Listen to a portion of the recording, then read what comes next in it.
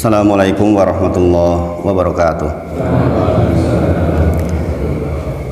Alhamdulillahi haqqa hamdi nahmaduhu wa nasta'inuhu wa nastaghfiruh wa na'udzu billahi min syururi anfusina wa min sayyiati a'malina may yahdihillahu fala mudilla lahu wa may yudlilhu fala hadiyalah.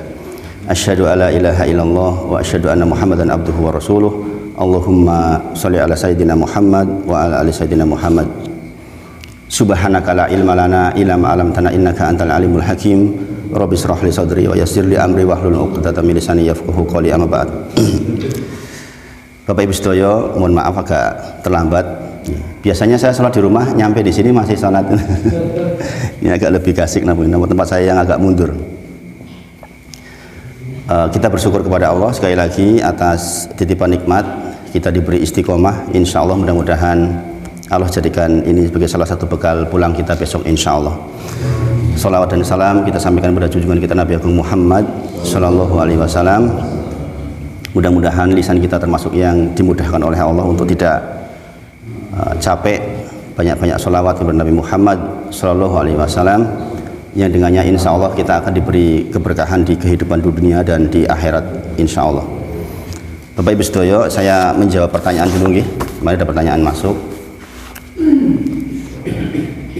Pertanyaannya adalah, apakah ada panduan untuk waktu Jumat mengapa dimundurkan?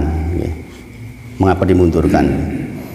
Memang di sini sampai jam berapa biasanya? Jam patokannya apa tuh di sini di masjid ini? Patokan 11.50. Pokoknya waktu duhur masuk jam berapapun, pokoknya jam 11.50 nggih. Kecuali waktu duhurnya lewat dari itu. Nggih. Dan ini lazim, lazim di hampir semua masjid, hampir lazim di semua masjid. Nah, pertanyaan ini nanti kita kembalikan ke urf. Saya ingin menyampaikan ketentuan tentang waktu zawal. Jadi kapan boleh melakukan sholat Jumat ketika sudah masuk waktu zawal? Waktu zawal maksudnya waktu duhur, maksudnya Bang. Waktu duhur. Jadi masuknya waktu Jumat sama dengan masuknya waktu duhur sebenarnya. Nah, sekarang pertanyaannya adalah, di antara amal yang terbaik adalah as-sholatu ala waqtiha.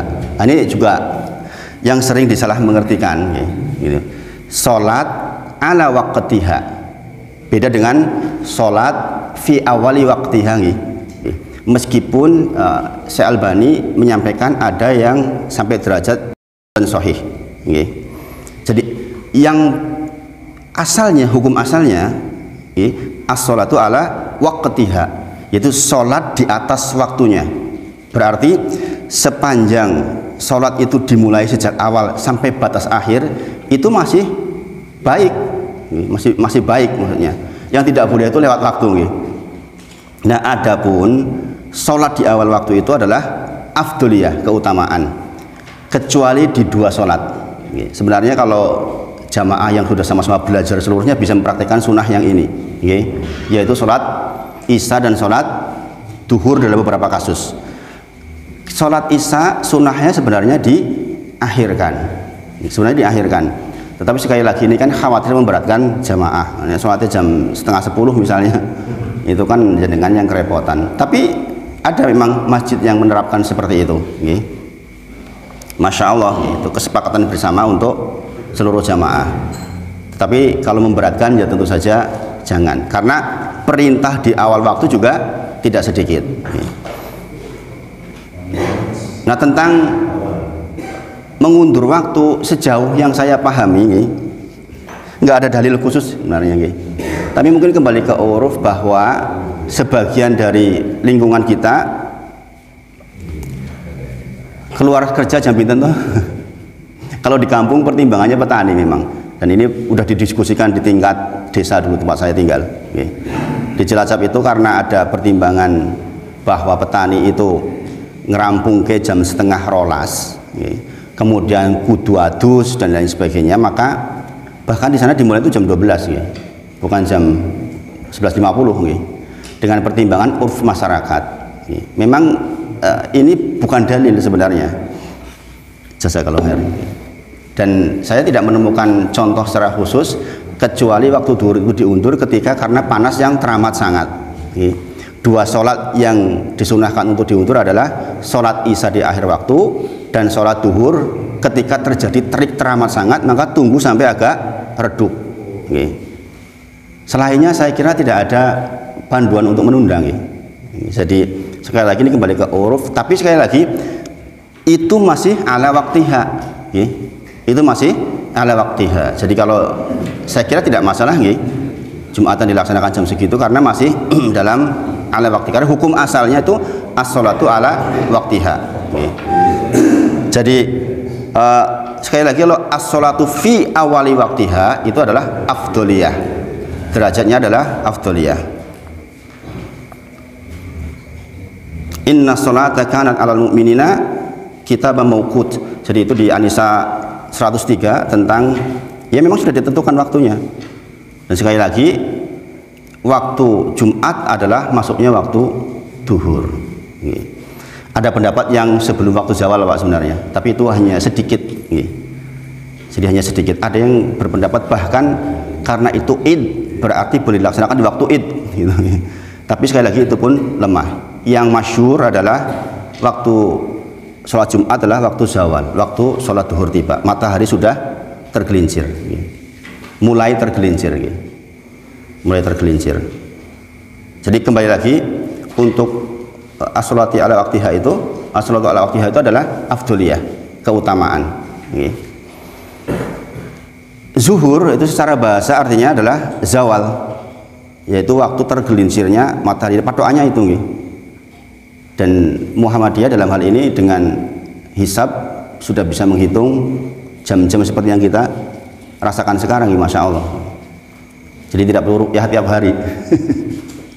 Makanya kalau mau ditentang masalah hisab juga kenyataannya ya penanggalan itu dengan hisab, Pak. Nah, kita menentukan sampai 10 tahun ke depan gimana kalau nggak dengan hisab. Kalau mau adil sebenarnya setiap awal bulan harus ruqyah setiap hari, padahal harusnya malahan lihat hilal terus. Jadi saling melengkapi. Hadisnya memang dengan ruqyah gitu. Tetapi hisab sangat membantu. Kemudian sholat, ya ini karena sudah cerita sholat Jumat sekalian saya terangkan sedikit. Disebut sholat duhur juga disebut dengan sholat al-ula. Kalau jenengan mungkin pernah membaca, inilah sholat pertama yang dilakukan Rasulullah Shallallahu Alaihi Wasallam bersama malaikat Jibril alaihissalam. Jadi inilah sholat pertama. Sholat duhur itu sholat al-ula. Sebagian kita mungkin menganggap sholat pertama itu apa? Subuh. Sholat pertama itu sholat duhur. Baru kemudian malaikat Jibril memandu waktu-waktunya. Jadi datang lagi ketika asar, datang lagi ketika maghrib, datang lagi ketika isya, datang lagi ketika subuh. Tapi awal pertama dibersamai sholat dipandu oleh malaikat Jibril adalah ketika sholat duhur. Maka dikatakan sebagai sholat al-ula atau juga disebut al-hijriyah. Jadi sekali lagi sholat Jumat panduannya untuk waktu sama dengan sholat duhur. Waktu zuhri idza salati syamsu wa kana dhillu ar-rajuli kutulihi. Jadi pada waktu bayangan itu orang mencari bayangan, berarti bayangan ini mung sithik banget nih. Kaya orang no bayangan mulainya itu. Pas di tengah geser sithik lah orang bayangannya belum bisa terlihat nih. Sampai kemudian nanti datang waktu asar sama dengan bayangannya. Ini menurut sepuh saya termasuk yang sangat hati-hati bab ini nih. Jadi udah 86 tahun apa ya sekarang nih. 84 atau 86 nih. Beliau itu termasuk hati-hati kayak di masjid ini. Kalau sholat duhur beliau itu bawa bilah, Pak. Sampai sekarang loh ini. Jadi kalau masjid sudah azan, Allahu Akbar, Allahu Akbar, dia pegang bilah, tetakan jedet gini. Ini sineng wetan apa sing ngulon? Nek si wetan ra gelem angkat. Saking hati-hatinya. Karena memang beberapa kasus terjadi. Kita sama-sama tahu rahasia umum bahwa di Indonesia ada problem masalah waktu. Di sini kan sudah diundurkan. Khusus untuk duhur kan ketok banget, bisa diukur dengan bilah. Kalau posisi bayangannya masih di sini, di sebelah timur, berarti kan belum masuk waktu zawal ya. Gini Bang ya. Karena dihitung mulai tengah, mulai nggak ada bayangannya sama sekali. Baru kemudian masuk dia bukan di wetan ya, masih di barat maksudnya. Ketika matahari mulai ke sini baru ada bayangan kan. Maka ketika bayangan masih di sebelah sini, berarti harusnya belum masuk ya, waktu zawal. Nah itu mau sepuh saya, karena sesepuan mungkin, jadi beliau memang dari dulu lebih cenderung seperti itu, karena memahami bahwa di antara syarat sahnya sholat adalah masuk waktunya, dan dia pegangi betul, saya hormati betul. Makanya dalam kasus itu berarti dia kehilangan sholat berjamaah, karena beliau mengatakan, loh saya daripada saya nggak sah sholatnya gitu. Jadi menghitung dua keutamaan gitu. Ini memang waktu zuhur, karena memang waktu pertama diperintahkannya sholat bisa menjadi start gitu, untuk perhitungan waktu. Adapun akhir waktunya ketika sudah sama gitu, antara bayangan dengan kita itu sudah sama panjangnya, itu berakhir waktunya. Nah saya kira itu gitu, untuk yang sholat Jumat. Saya untuk yang mundur sedikit itu mungkin saya nggak ketemu dalilnya Pak gitu. Kalau jenengan di antara yang hadir bacaannya lebih banyak, monggo gitu. Jadi pertanyaan tadi saya tidak bisa menjawab. Mengapa kok diundurkan? Adakah dalilnya? Saya nggak ketemu dalil. Saya menjawab tentang waktunya saja. Kemudian yang kedua, bagaimana ketika kita datang ke masjid ternyata, izin minum dulu nih, bismillah. Ternyata sholat sudah selesai. Sholat sudah selesai. Lantas kita bagaimana? Kalau untuk pahalanya, insya Allah jenengan sudah dapat pahala jamaah, insya Allah, karena niat sudah dicatat. Tetapi sekarang kaifiahnya bagaimana kan itu? Maka yang dilakukan adalah ada dua kondisi Pak. Jenengan datang sudah selesai jamaahnya yang dipimpin oleh imam, maka jenengan akan menemui dua keadaan. Gitu. Keadaan yang pertama, keadaan di mana masih ada orang yang menyempurnakan sholatnya karena dia masbuk. Gini Bang, bisa jadi dia datang, nambah 1 rakaat karena kehilangan 1 rakaat. Ketika dia berdiri untuk menyempurnakan sholat ini, jenengan datang menemukan kondisi itu, jenengan boleh makmum bersama yang bersangkutan. Ini meskipun di Arab Saudi tidak dipraktekkan, tapi dalilnya ini juga kuat. Dalilnya adalah tentang kisahnya Ibnu Abbas, ketika beliau datang ke rumahnya Rasulullah, karena beliau adalah ponakan dari Maimunah radhiyallahu anha, istri Rasulullah. Jadi beliau Ibnu Abbas itu menemukan Rasulullah dalam kondisi sholat malam sendirian, sholat malam sendirian. Kemudian nyusul, beliau berdiri di sebelah kiri, kemudian Rasulullah geret, pindah ke sebelah kanan. Ini sekaligus dalil bahwa ketika berdoa posisinya sebelah kanan, karena Ibnu Abbas ketika datang ke Rasulullah sebelah kiri langsung dipindah set, dan dibiarkan boleh ikut sholat. Artinya apa? Rasulullah ketika sholat kali pertama kan bukannya jadi imam. Yang diperdebatkan kan itunya, maksudnya lagi masbuk orangnya jadi imam kok ditoel pun jadi imam. Berarti merubah niat di tengah-tengah sholat kan itu jadi persoalan sebenarnya. Bolehkah merubah niat dari makmum menjadi imam di tengah-tengah sholat? Dalilnya adalah ini, Rasulullah sholat sendirian di tempatnya Maimunah radhiyallahu anha, kemudian ada ponaknya Ibnu Abbas datang ke Rasulullah, di sebelah kiri berdiri ikut sholat, Rasulullah pindahkan di sebelah kanan dan ikut sholat. Berarti Rasulullah merubah niat ketika sudah di tengah-tengah sholat. Artinya apa? Kalau jenengan menemukan sebuah keadaan di mana masih ada orang yang menyempurnakan sholatnya, jenengan boleh kasih kode dengan dipegang, kemudian ikut sholat di belakangnya. Nah ini dibolehkan. Ini keadaan yang pertama. Meskipun sekali lagi ada madhab yang tidak pakai ini, di Arab Saudi tidak pakai ini. Jarang jenengan akan menemukan keadaan seperti itu. Tetapi dalilnya juga kuat. Dalilnya juga kuat. Nah kalau jenengan praktek ini, terutama madhab Syafi'i itu ini dipraktekkan banget di Indonesia kan mahfum seperti itu. Gini Bang, gini Bang, di sini ya enggak? Gini Bang, betul begini. Dipraktekkan juga.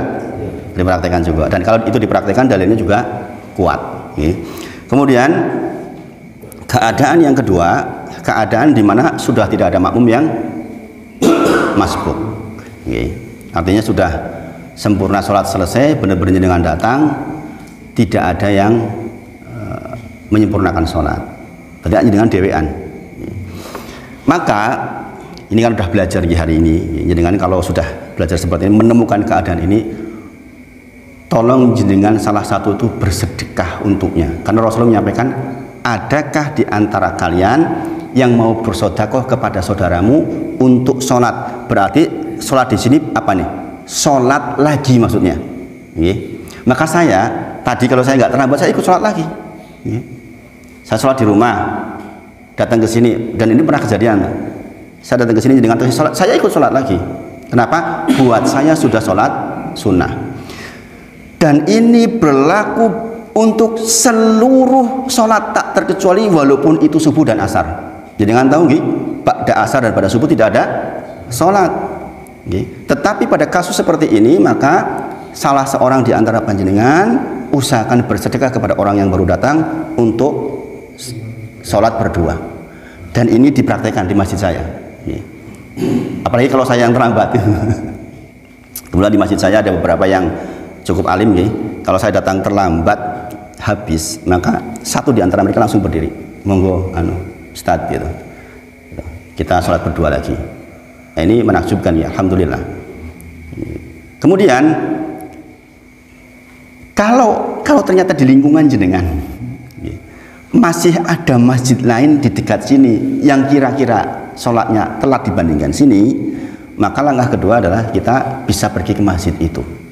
Tapi lah ini wis mundur ini. Di sini bahkan justru yang untuk nek telat nang tempatnya malah iso nang kene itu.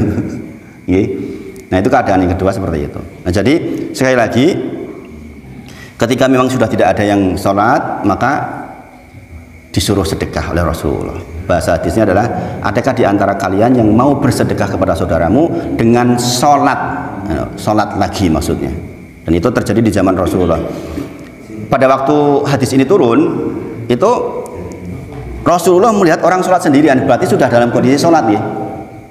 Nah, kemudian yang disuruh menemani. Tetapi kalau misalnya sudah sama-sama paham, kan udah datang ilmunya, bisa mulai bareng-bareng dari awal. Berdiri, monggo dengan saya sholatnya. Dan ini pun saya lakukan berkali-kali. Saya sholat selesai jadi imam, duhur apa asar, bulan ada pedagang biasanya tuh kelilingan, pun telat, itu saya ajak sholat lagi. Itu karena kesempatan sedekah. Jadi itu dua pertanyaan yang masuk, insya Allah mudah-mudahan bermanfaat. Saya mohon maaf untuk yang pertanyaan pertama belum ketemu, gimana Pak? Yang kasus terakhir nanti berlaku syarat imam atau enggak? Misalnya yang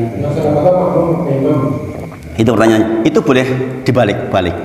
Kalau kasus hadisnya itu adalah Rasulullah melihat orang sholat sendirian, berarti yang jadi imam adalah orang yang kedua, yang datang terakhir, yang suruh menemani jadi makmum. Tetapi misalnya gini, misalnya seperti kita sudah belajar ini, orangnya belum berdiri tegak, kebetulan orangnya juga sudah belajar, kan tahu tuh, dia mungkin nunggu tengok-tengok dulu sampai ada yang berdiri lagi, maka pada kasus seperti itu boleh salah satunya. Artinya tidak harus yang tidak ditentukan harus yang datang belakangan atau yang sudah di situ. Gitu. Maksud saya itu yang syarat imam yang kan lebih lebih usia dan sebagainya itu. Ya itu sebenarnya berlaku itu. Berlaku, cuma penelitiannya bagaimana pada kasus seperti itu nggih? Itu berlaku nggih, itu berlaku. Syarat imam tetap berlaku di situ. Gitu. Nah, kita nggak tahu kalau yang baru datang itu ngetesnya bagaimana itu. Kalau jenengan lebih pede bahwa jenengan bacaannya lebih bagus, saya dengan saya monggo saya imami itu aja. Itu dan itu baik itu. Misalnya dengan yakin betul bahwa ketoke sing teko ketoke rapat yo. Ya ukurannya apa saya nggak tahu itu. Tapi intinya berlaku nggih, intinya berlaku syarat imam. Nggih. Terus kemudian kita niati sholat sudah tahu ada orang itu, tapi kita mau bareng itu daripada jelaskan, terus kita sholat sunnah, terus akhirnya dia jadi makmum. Sholat wajib yang tadi yang masuk itu boleh nggak? Boleh. Oh, boleh. Boleh.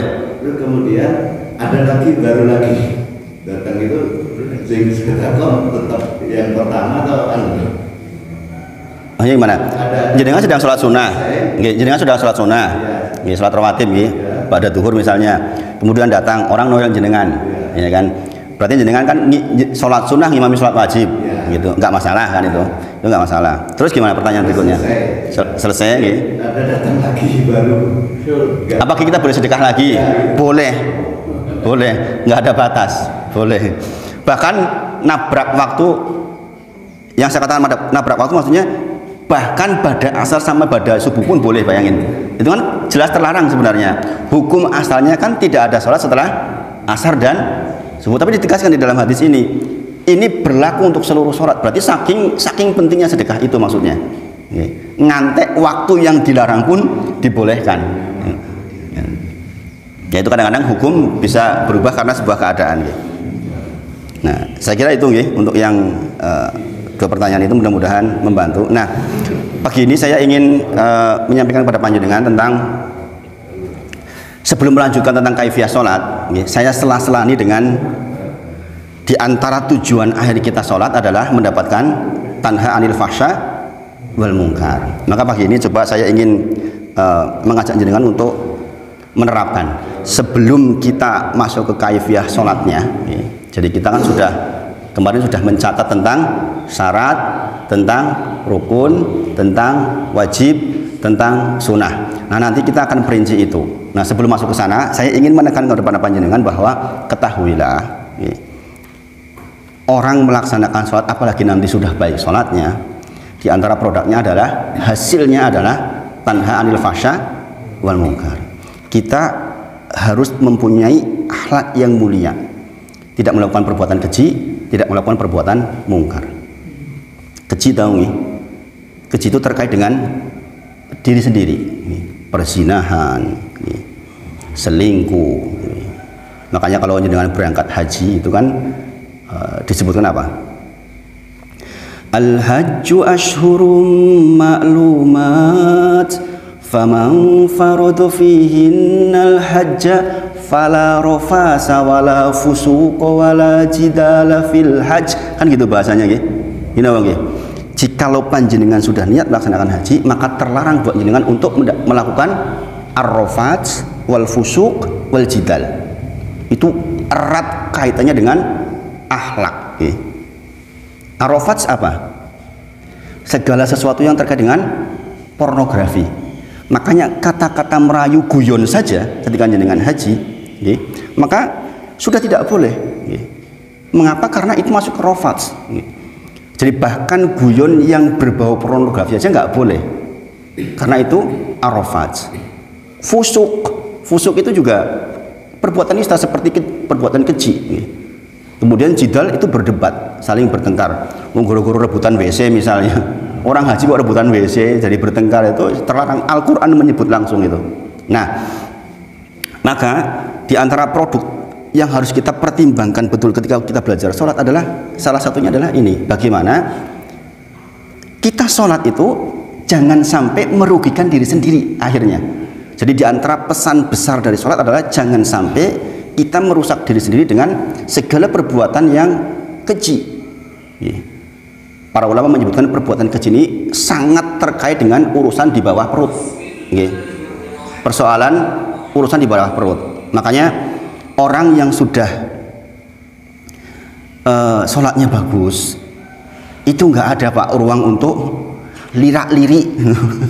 Wong lek nangis lirak-lirik wong sholat kok lirak-lirik, isi toel-toel dengan matanya. La ilaha illallah. Saya sampaikan ini, kenapa saya sampaikan ini Bapak Ibu Saudara? Ini penting, ini penting. Kenapa? Saya sering dikeluhi orang-orang yang sudah bagus sholatnya, tetapi masih berbuat yang seperti ini. Jadi dia ini orang susah banget, rajin sholat, tapi jika toal-toel orang wedok. Ini kan masalah besar. Berarti dia nggak tahu produk dari sholatnya itu apa. Jangan-jangan bagian ini ketika belajar sholat dulu lewat, cuma belajar kaifiyahnya saja, tata caranya sebaik mungkin, tapi lupa tujuan akhir sholat diantaranya adalah ini. Maka saya berharap betul yang sudah hadir di sini, Jangan sampai merusak diri sendiri setelah mendapatkan kaifiyah sholat yang baik. Mungkar itu terkait dengan orang lain, merugikan orang lain, ya, pencurian lah, pembunuhan lah, termasuk perselingkuhan lah, itu masuk merugikan diri sendiri dan orang lain. Maka pastikan ketika jenengan sholat itu ingat betul ini gitu, sehingga kita sholat benar-benar merasakan sesuatu yang luar biasa, Maka ini sangat terkait dengan persoalan akhlak dan adab.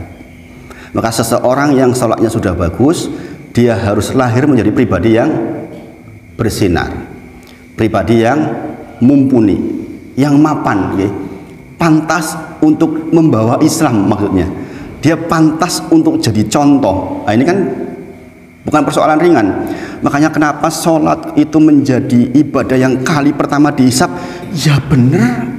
Kenapa? Karena memang kalau sholatnya benar itu produk akhirnya memang bagus banget, bagus banget. Contoh misalnya, saya sudah singgung di beberapa pertemuan yang lalu ketika membahas tentang muqaddimah tentang Kitabul Jami. Kita bahas tentang hakul muslim alal muslim situn. Hak seorang muslim atas muslim yang lain ada 6. Coba kita lihat di hak yang kelima. Hak yang kelima apa? Masih ingat nggak? Dulu udah pernah dibahas belum sini? Apa baru muqaddimah atau sudah disebutkan? Belum ya. Hak yang kelima adalah fa'idha marid fa'udhu. Jikalau jenengan menemukan saudara panjenengan sakit, fa'udhu, maka jenguklah. Menjenguk dalam bahasa syariat, Bapak Ibu sedaya, ini harus dipahami. Menjenguk misalnya Busri sakit, masuk ke Sarjito.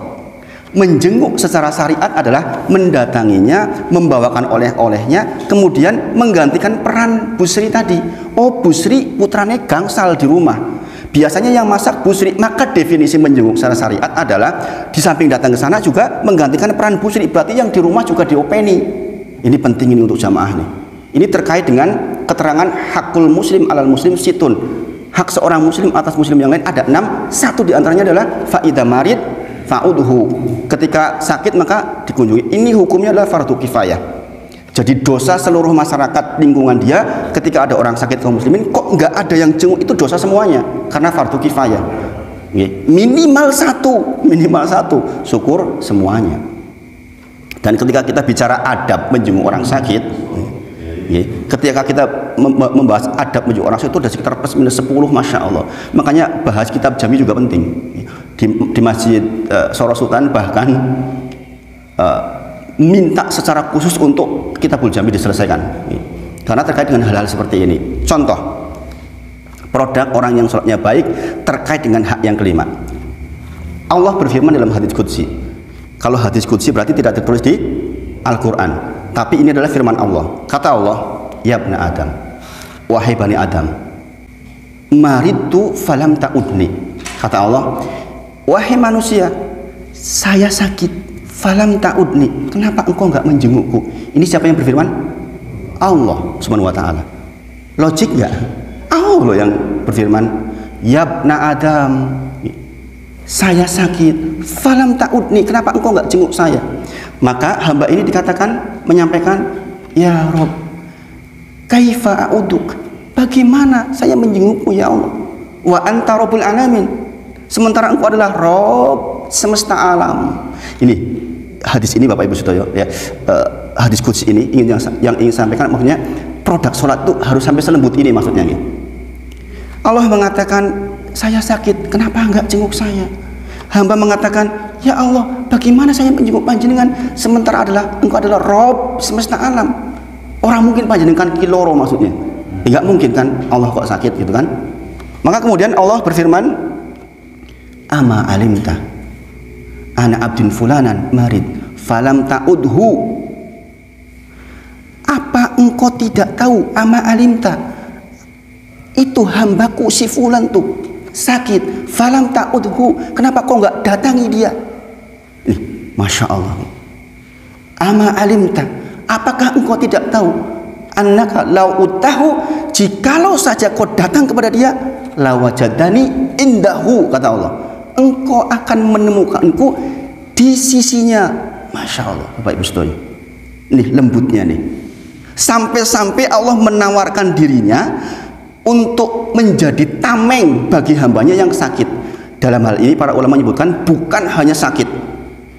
Kalau jenengan menemukan orang muslim yang sholatnya udah bener nih, menemukan orang yang sakit, orang yang susah, orang yang miskin, orang yang kesulitan, maka datangi dia. Kata Allah, ama alimta, apakah engkau tidak tahu jikalau engkau datang kepada dia, lawajadani indahu, engkau akan menemukanku di sisinya.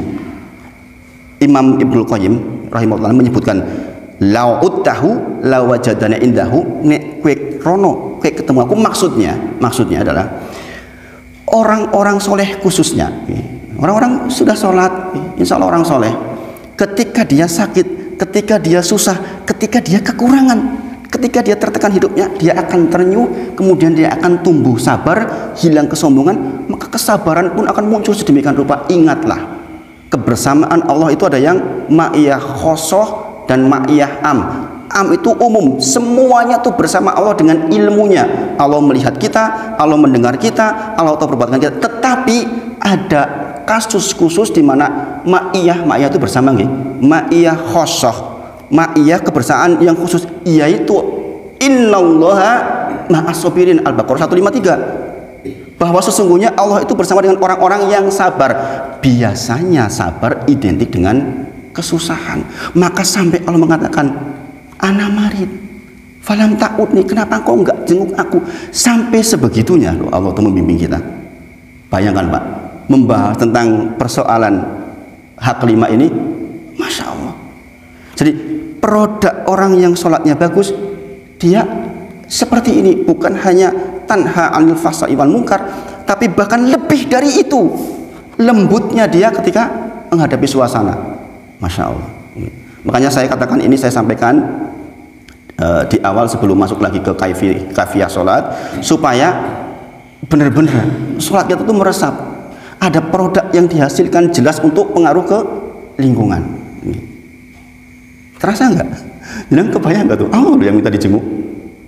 Bayangin, kita sholat menghadap siapa? Menghadap Allah kan. Kemudian Allah menyatakan, ini loh, saya nggak, kenapa saya sakit kok nggak dijenguk? Dengan cara apa? Dengan cara mendatangi orang yang susah, mendatangi orang yang sakit, membantunya.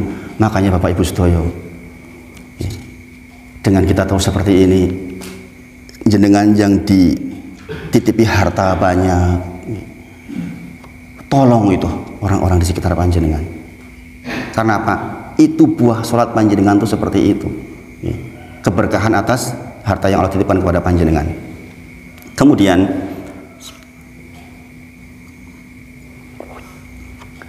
ini adalah hadis pertama di Kitabul Jami. Sekarang saya ingin menyampaikan kepada panjenengan di hadis yang ketiga dulu, yang saya sampaikan di Jumatan. Yang ibu-ibu mungkin belum dengar, sebagian bapak-bapak sudah dengar. Karena ini penting, ini juga produk dari sholat kita. Jangan sampai jenengan kok sholatnya udah rapi, rajin, luar biasa, ke masjid luar biasa, kok sampai kurang di dalam persoalan adab. Itu kita sedang menghancurkan Islam dari dalam kalau seperti itu. Halah wong salat yang masjid koyo ngono nyatane ora peduli. Ini kan masalah besar. Setiap kita itu menjadi duta kebaikan, apalagi orang yang sudah sholat di masjid. Maka saya termasuk yang sering mengkomplain, langsung ini komplainnya, khususnya untuk orang-orang yang saya sahabat-sahabat dekat yang sudah berpakaian sangat syar'i, celananya sudah congklang, jenggotnya sudah panjang, kok abus itu maksudnya wajahnya kurang enak, tidak murah senyum. Itu saya komplain langsung biasanya. Karena ini problem. Misalnya orang sudah rapi, harusnya memulai salam duluan di jalan. Kadang-kadang sebagian, saya punya langganan soto di sebuah tempat. Saya tanya, Bu, kenapa jenengan nggak ke masjid ini misalnya? Wah, saya malu ya kalau ke sana. Saya beda sendiri kalau di sana. Pakaian saya beda sendiri. Ini kan masalah. Makanya saya termasuk yang mengatakan ke teman-teman, udah jangan simbol-simbol yang dikedepankan. Saya masih pakai batik, pakai kopiah. Saya jarang pakai yang harus kelihatan syar'i banget. Kenapa? Untuk mendekatkan kepada masyarakat. Tetapi kalau kita sudah sangat syar'i seperti itu, harus diikuti dengan sifat-sifat yang mengikutinya, yaitu produk dari sholat kita. Di antaranya adalah Anin Nawas bin Sam'an radhiyallahu anhu, dari Nawas bin Sam'an radhiyallahu anhu, sa'altu Rasulullah sallallahu alaihi wasallam, saya bertanya kepada Rasulullah sallallahu alaihi wasallam anil bir wal ism. Ini penting ya. Ini di Jumatan sudah pernah saya sampaikan tentang kebajikan dan dosa. Tentang apa? Anil bir wal ism. Ibu-ibu penting ini dicatat nih, karena ibu-ibu tidak sholat Jumat, jadi saya sudah pernah sampaikan ini, tapi sholat Jumat kan pendek. Saya bertanya kepada Rasulullah tentang albir wal ism. Kenapa ini saya sampaikan? Memang produknya orang sholat harus begini. Bertanya tentang kebajikan wal ism dan dosa. Apa kata Rasulullah? Faqala Rasulullah sallallahu alaihi wasallam, albiru husnul khuluq. Kata Rasulullah, kebajikan adalah akhlak yang mulia. Bayangin, berarti produk dari sholat baik itu ya akhlak mulia. Wal ism, adapun dosa adalah mahaka fi sodrik, apa-apa yang membuat hati kita tidak tentram, gelisah. Kalau jenengan melakukan itu kok gelisah, itu dosa. Contoh, orang sendirian melihat video tidak bagus, video porno misalnya, yakin tuh dia gelisah hatinya walaupun sendirian. Gini bang, kalau ada orang yang, saya punya teman dulu punya penyakit seperti itu di teman kampus, jadi dia sukanya kayak gitu, tapi dia gelisah, buktinya apa? Berantakan segala sesuatunya. Mahaka fi sodri, kemudian wakarista, dan dia ingin ketika dia melakukan orang lain tidak tahu, itu dosa. Ini adalah standar awal untuk mengukur tentang kebajikan dan dosa. Karena ini berlaku untuk orang yang hatinya masih bagus. Dulu kita sudah pernah belajar tentang hati yang sudah jadi ron, hati yang sudah menghitam. Hati yang sudah menghitam nggak berlaku tuh hadis ini. Karena apa? Standar awal untuk mengukur kebajikan adalah akhlak yang mulia. Bagi dia udah nggak ngaruh tuh. Dia pakai baju yang jelek aja nggak ngaruh di tengah-tengah masyarakat. Jalan-jalan tuh pakai baju pendek, nah ini masalah kalau itu sudah kena ron. Ini hadis ini para ulama menyebutkan berlaku untuk orang yang fitrahnya masih benar. Maka dikatakan albir, kebajikan adalah akhlak yang mulia. Wa karihta ayyata'a alaihin nas, dan ketika kita melakukan tidak ingin ada orang lain yang tahu. Jadi itu Bang, orang sholat itu minimal dua bagian ini masuk. Dia punya akhlak yang mulia, yang kedua nek gawe dosa ki walaupun kecil hati nggak tentrem. Itu kalau kita kok gawe dosa hati tetap tenang baik, ini masalah. Berarti sholat kita pasti bermasalah, walaupun kaifiyahnya benar, walaupun tata caranya benar, sebagaimana akan kita pelajari. Kenapa ini saya sampaikan sekarang? Supaya nyambung, maksudnya kita benar kaifiyah sholatnya, tapi benar tujuan akhirnya. Saya lagi, kalau jenengan berbuat dosa kecil banget misalnya, kok tidak gelisah, itu masalah. Berarti sholat kita bermasalah. Tapi kalau jenengan masih gelisah, ya rodo-rodo penak, yuk kepiye rasane? Gelisah jenengan tahu lah nggih. Pokoknya orang tentrem, hatinya nggak tentrem. Normalnya orang yang sholatnya benar ketika berbuat dosa seperti itu keadaannya. Dan ini disebut oleh Rasulullah. Jadi bayangkan Bapak Ibu sedaya. Ini yang bertanya siapa? Sahabat Nawas bin Sam'an. Ini sahabat agung Bapak Ibu sedaya. Dia masih bertanya kepada Rasulullah tentang kebaikan dan ism, saking inginnya dia tahu ilmunya dan ingin mendapatkan taufik untuk bisa mengamalkan dan meningkatkan kualitas keislaman. Jadi setiap pertanyaan sahabat kepada Rasulullah Bapak Ibu itu tujuannya agar tahu ilmunya kemudian diamalkan, dengan itu meningkat keislamannya. Tujuan sahabat seperti itu. Dan ini pun berlaku sampai hari ini. Yang bertanya tadi dalam rangka itu kan, dalam rangka mengetahui kemudian dapat taufik kemudian meningkatkan keislaman. Dan demikianlah para sahabat. Bayangkan Bapak Ibu sedaya, sahabat saja setiap waktu begitu itu. Alhamdulillah masjid ini seminggu minimal 2 kali ada kajian seperti ini, Masya Allah. Kebayang nggak kaum muslimin kok sampai dalam 1 bulan nggak ngaji niku pripun, susahnya luar biasa. Wong sahabat saja setiap waktu seperti itu bertanya. Dan ini di kitab Ad-Da wa Dawa, kitab tentang penyakit dan obatnya, diangkat pertama ini. Penyakit yang paling buruk di kalangan manusia adalah kejahilan, ketidaktahuan. Yang obatnya adalah bertanya kepada yang tahu. Maka alhamdulillah Bapak Ibu sedaya, kita di masjid ini benar-benar dikaruniai oleh Allah untuk istiqomah seperti ini. Sekali lagi, kebajikan adalah husnul khuluq. Jadi produk sholat harus husnul khuluq. Rasulullah bersabda, laisa syai'un fil mizan laisa syai'un athqala fil mizani. Tidak ada yang lebih berat timbangannya dibandingkan di mizan kelak min khuluqil hasan, dibandingkan akhlak mulia. Bayangin, masih ingat ketika saya sampaikan kepada panjenengan, seorang ibu diadukan ke Rasulullah, ya Rasulullah, sesungguhnya ibu ini rajin sholat, rajin puasa sunnahnya, sholat sunnahnya, tapi dia tajam lisannya ke tetangganya. Kata Rasulullah, hiya finnar, dia di neraka jahanam.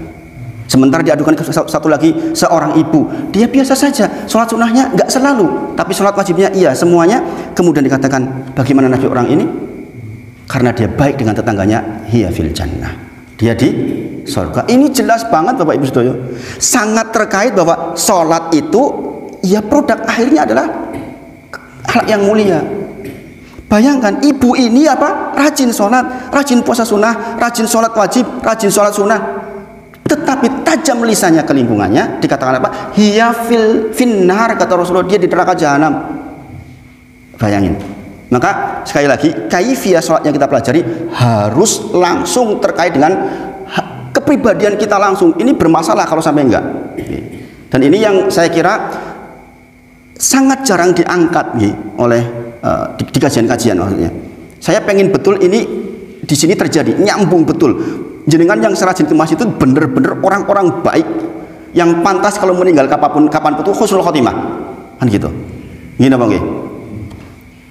Hiya fil jannah, meninggal insya Allah. Orang mengatakan insya Allah surga, dia baik, kan gitu. Ini bagaimana? Orang kan nggak tahu sholat malam kita.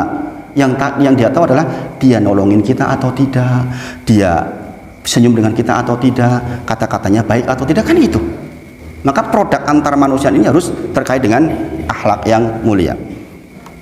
Rasulullah bersabda, ini penting, inna rajula la yudriku bi husnul khuluqihi, sesungguhnya seseorang yang meliputi dirinya dengan akhlak mulianya, kata Rasulullah, darajatas shaimil qaim, dia akan mencapai derajat orang yang selalu, nih bahasanya, darajatas shaimil qaim itu maksudnya akan mencapai derajat orang yang senantiasa selalu sholat malam dan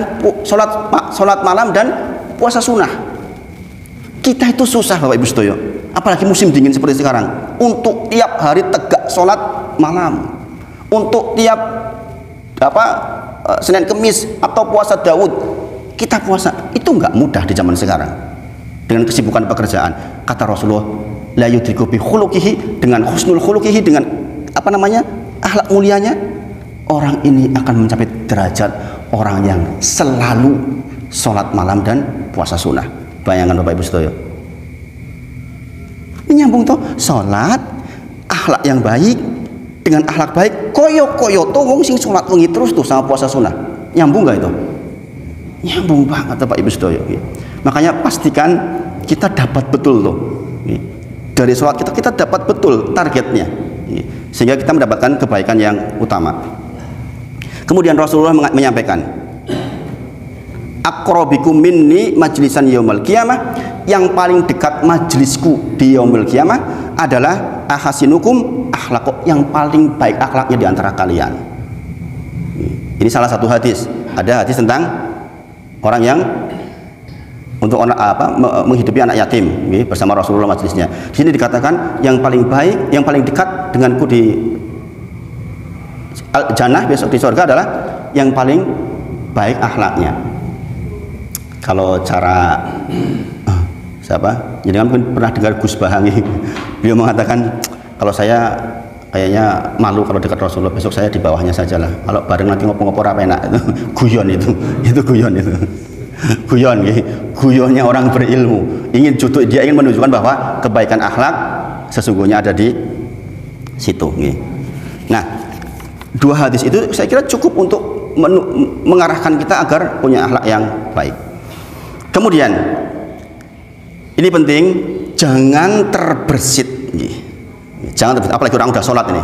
Jangan terbersit di dalam hati kita. Aku ki memang mau ngatos kok. Aku ki memang ora iso guyu kok. Lingkunganku ki memang asalnya dulu nek ngomong ki yo keras, bentak-bentak. Apa yo iso dirubah? Ra iso dirubah. Adanya saya seperti ini kok. Jangan terbersit seperti itu. Kenapa? Itu was syaiton. Ini banyak terjadi kan? Banyak orang yang mengatakan, "Wah, aku ki memang mau ngatus kok, kon guyu-guyu, ora iso guyu-guyu, kok senyum-senyum ngopo? Ning asline aku ki apian aku ki." Pernah seperti itu dengar? Meskipun aku rasa senyum, aku bentak-bentak ini, aku ki mau ngapian. Itu jangan terbersit seperti itu. Karena nanti kita akan belajar tentang rukun akhlak mulia itu apa saja. Dikatakan seseorang punya akhlak mulia ketika memenuhi syarat dan rukunnya. Rasulullah bersabda, "Ana zaimun bi baitin fi a'lal jannah," kata Rasulullah. Saya menjanjikan kepada panjenengan fi a'lal jannah, di jannah yang tinggi. Liman, untuk siapa? Hasanal khuluquhu, yang memperbaiki akhlaknya. Hasanal khuluquhu, memperbaiki berarti maunya ora patio apik. Saya menjanjikan sebuah rumah di a'lal jannah, di jannah yang tinggi. Bagi siapa? Liman, bagi yang hasanal khuluquhu, yang berusaha memperbaiki akhlaknya. Sing maune ora gampang senyum dadi gampang senyum, sing maune atos kereng dadi lemah lembut.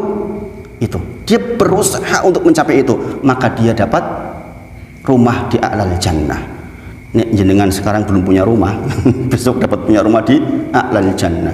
Ini hiburan saya dengan istri saya. Sekarang masih ngontrak nih. Sok nang surga mudah-mudahan dapat a'lal jannah. Kemudian Rasulullah bersabda untuk menegaskan bahwa akhlak mulia itu bisa diusahakan. Jangan mengatakan saya atos, ra iso dirubah, sapa sing iso ngrubah aku. Ini masalah. Rasulullah bersabda, "Man yatasabbar," barang siapa yang berusaha sabar, yusabbirullah, maka Allah akan kasih sabar. Ini dalil bahwa orang yang tadinya tidak bisa senyum, orang yang tadinya atos, kalau berusaha maka akan dikasih sama Allah. Itu maksudnya. Dalilnya pendek. Barang siapa yang berusaha bersabar, maka Allah akan kasih sabar. Berarti barang siapa yang berniat tadinya nggak gampang senyum, maka Allah akan gantikan dengan mudah senyum. Dan ini banyak terjadi Bapak Ibu sedaya. Banyak terjadi. Saya banyak punya teman yang dulunya ketok kereng, barang wis ngaji, masya Allah lembutnya, lembutnya. Kata para ulama menyebutkan wa fi dalilun ala an khuluqa qad yahsulu, ini menjadi dalil bahwa akhlak yang mulia itu bisa dicapai. Nah, Bapak Ibu sedaya, terakhir. Ternyata bahas satu hadis saja panjang nih. Panjang. Saya sebenarnya lihatnya dua hadis ini. Faedah apa yang bisa kita ambil dari hadis ini? Coba perhatikan betul bagian ini Bapak Ibu sedaya. Ini berlaku untuk orang kaya, berlaku orang yang punya jabatan, berlaku untuk profesor, berlaku untuk orang yang bukan profesor, berlaku untuk orang yang pintar atau tidak pintar. Ini berlaku umum yang ini. Hakikatuhu, hakikat dari akhlak mulia menurut Hasan Al-Basri rahimahullah ta'ala meliputi 3 hal. Islam ada rukunnya 5, iman ada rukunnya 6. Seseorang yang tidak meyakini bahwa sholat adalah perintah wajib, maka gugur boten Islamnya, gugur. Kalau dia tidak sholat karena tahu bahwa sholat itu wajib, dia malas, enggak gugur. Tapi kalau dia bilang sholat itu wajib kok, maka rukun Islamnya gugur. Seseorang yang tidak percaya adanya hari akhir, gugur boten imannya, gugur. Maka perhatikan, inilah rukun akhlak mulia. Kalau salah satunya gugur berarti dengan gugur akhlak mulianya. Satu adalah tolaqatul wajhi, wajah yang berseri-seri. Jenengan tidak dikatakan mempunyai akhlak yang mulia nek wajahnya ditekuk. Bapak ibu, ibu-ibu terutama ini penting banget. Menurut dalil, jenengan tidak dikatakan orang yang sholatnya bagus, produk sholatnya bagus ketika wajah jenengan itu ditekuk. Lagi pula Bapak Ibu Sedoyo, jenengan seneng mboten lihat orang yang wajahnya ditekuk. Maka kebalikannya adalah wajah yang berseri-seri, dan ini rukun pertama dari akhlak mulia. Di antara definisi tolaqatul wajhi, berseri-seri, mudah tersenyum, wajahnya tidak meremehkan dan merendahkan. Bisa nggak wajah merendahkan orang lain? Bisa banget. Itu udah kayak gitu doang tuh. Udah rendah orang lain tuh di hadapan kita, ya nggak? Senyum tapi senyum menghina, ada nggak? Itu udah merendahkan orang lain, dan itu adalah kebalikan dari rukun akhlak mulia. Kalau ada itu di diri kita, lepas tuh akhlak mulia dari kita. Bayangin, berarti kalau disambung ditarik ke sholat kita bermasalah. Gini apa? Yang kedua adalah badlul ma'ruf. Seseorang dikatakan mendapatkan dirinya berakhlak mulia ketika dia badlul ma'ruf. Badlul ma'ruf artinya adalah ringan tangan untuk membantu orang lain. Bayangkan Bapak Ibu Sedoyo, harta kita itu besok sendal kanan podo kanan saja ada di rumah kita nggak termanfaatkan, itu ditanya loh besok dari mana dan untuk apa. Itu harta. Makanya persoalan harta bukan persoalan yang ringan. Pastikan kalau jangan meninggal bisa rampung urusan harta. Yang diwariskan, yang disedekahkan. Kalau bisa kita pulang gak bawa tuh harta tuh. Karena apa? Masalah. Nah, ini terkait dengan ringan tangan untuk membantu orang lain, biasanya terkait dengan harta, dan ini tidak mudah kan Bapak Ibu Sedoyo. Gitu Bang. Karena apa? Wa innahu lihubil khairi lasyadid. Dulu saya pernah sampaikan, di antara sebab bibit orang menjadi tidak suka sedekah karena apa? Kecintaannya terhadap khair, harta itu lasyadid, kata Allah. Kalian tuh cintanya cinta banget tuh sama harta tuh. Ibu-ibu lihat tetangganya punya kulkas baru, punya mobil baru, wah panas. Ini masalah orang sudah ngaji tuh nggak begitu. Hartanya digunakan untuk bagaimana menolong sebanyak-banyaknya kaum muslimin sehingga dia meninggal dalam kondisi tentram. Karena apa? Badlul ma'ruf. Ini sebenarnya panjang sebarannya. Yang ketiga, dikatakan seseorang punya akhlak mulia adalah wakaful ada. Orang di sampingnya itu aman dari lisannya, dari matanya, dari kata-katanya, dari perbuatannya aman. Ibu menjamin keamanan bapaknya, jangan sampai ibu malahan selingkuh sama orang lain. Naudzubillah.